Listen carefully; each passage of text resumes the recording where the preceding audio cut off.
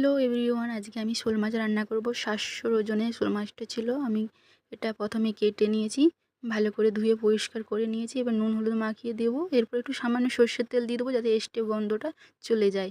এরপর কড়াই গরম করে আমি সর্ষের তেল দিয়ে দিচ্ছি। এরপর আমি মাছের পিসগুলো দিয়ে লাল লাল করে ভেজে নেব। যারা আমার ইউটিউব থেকে দেখছো তারা আমার ইউটিউব চ্যানেলটা সাবস্ক্রাইব করে নেবে, এবং যারা আমার ফেসবুক পেজ থেকে দেখছো তারা আমার ফেসবুক পেজটা ফলো করে নেবে। ভিডিও ভালো লাগলে লাইক কমেন্ট শেয়ার করতে ভুলবেন না।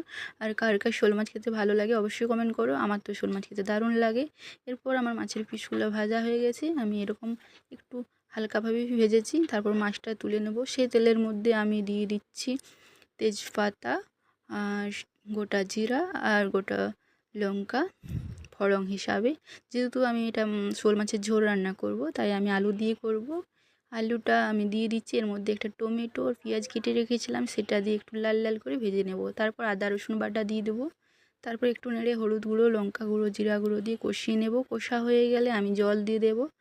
যখন জলটা ফুটে আসবে তখন আমি মাছের পিসগুলো দিয়ে দেব। ব্যাস তৈরি হয়ে গেল শোল মাছের ঝোল। শোল মাছের ঝোল কার কার ভালো লাগে অবশ্যই কমেন্ট করো। আমার তো দারুণ লাগে। শোল মাছ মানেই সেদিন রান্না পুরো জমে যায়। আর অবশ্যই বলো রান্নাটা কেমন হয়েছে, কমেন্টে জানিও।